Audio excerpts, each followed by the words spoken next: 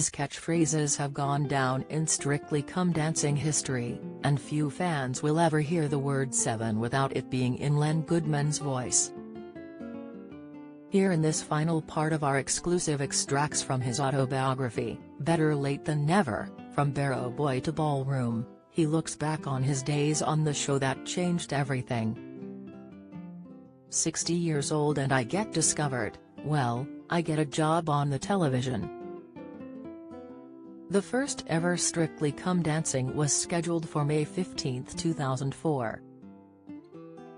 From the outset I had a problem, one that reoccurred. There were one or two celebs I've heard of, but there's usually more who I wouldn't know from Adam, soap stars in particular, because when they're on TV I'm usually out teaching. The 8 celebrities on that first series were a mixed bag and need to be praised as they were the guinea pigs. David Dickinson I'd heard of, Leslie Garrett I knew, likewise Martin Offiah, because I'm keen on sport, and I watch the news, so I'd heard of Natasha Kaplinsky, the thinking man's crumpet.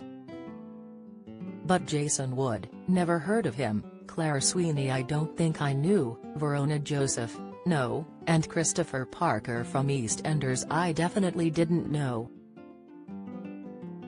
The most frustrating thing about the first series was the bloody clothes they dressed me in. Serves me right for turning up as the eccentric Englishman in my tweeds for my first interview.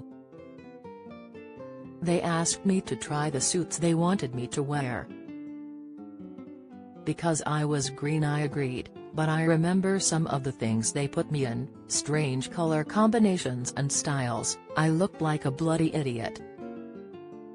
They made Bruno, Craig and I look too alike, by color-coding us. It wasn't my scene at all. Being the new boy I agreed, but once I got my foot under the judges' table I said, enough, I want my own clothes. Not only did I feel like the new boy, I also felt like the odd one out amongst the motley crew, as I began to call us 4 judges. I'd vaguely heard of Arlene Phillips from Hot Gossip, but I hadn't heard of Craig Revel Horwood or Bruno Tonioli. I found out that they all knew each other. Bruno had appeared in a video for Elton John's I'm Still Standing, shot in the south of France, which Arlene had choreographed. Bruno was wearing Speedos and sunglasses and not much else. Craig has done many directing and choreography jobs in London's West End. So the 3 of them were from the world of movies. To begin with I wondered why the BBC hadn't got 4 people from my world of dancing, but I soon realized they had got it right. But I still felt like the old fuddy-duddy ballroom expert amongst the showbiz crew. Unusually for me I found myself getting nervous as the days ticked by.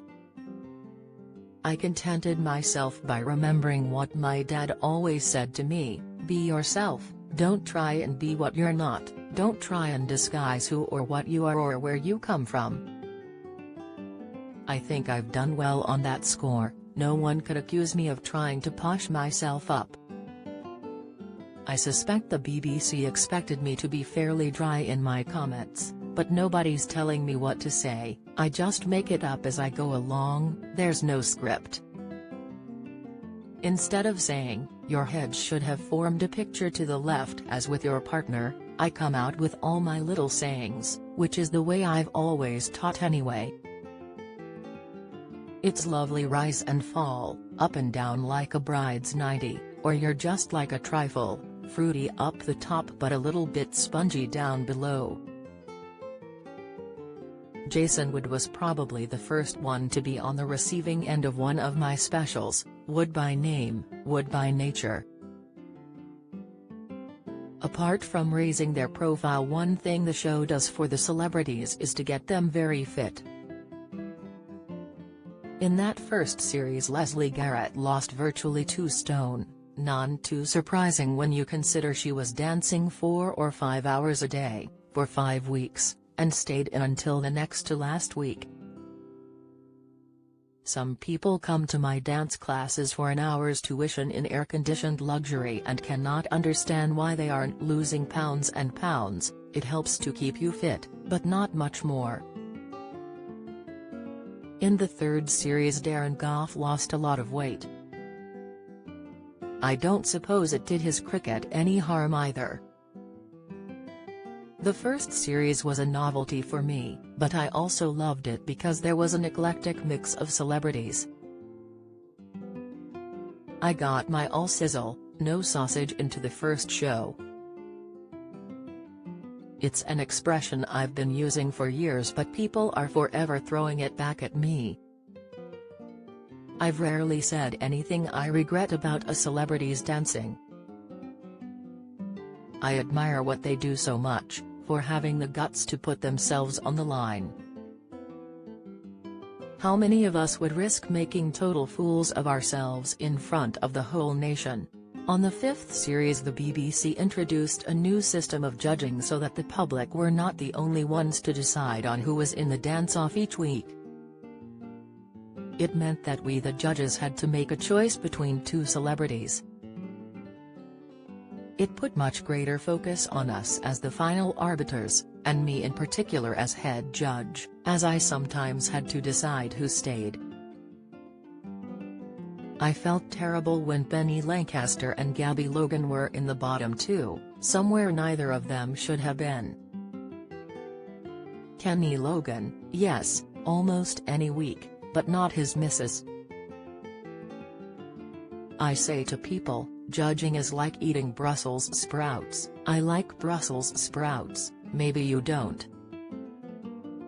You're not wrong, it's your taste. You've all heard the expression, I could have danced for joy. When I watch the celebrities and the professionals on the show, I see their joy. Like you, I get great joy from watching them. But I get just as much joy from watching kids and adults at my little dance school. If I could have my life over again, what would I change? Nothing. There's been lows, but without them there would be no highs. It's like the waltz, we need a bit of rise and fall. I've been far luckier than most because there's been a lot more rise than fall.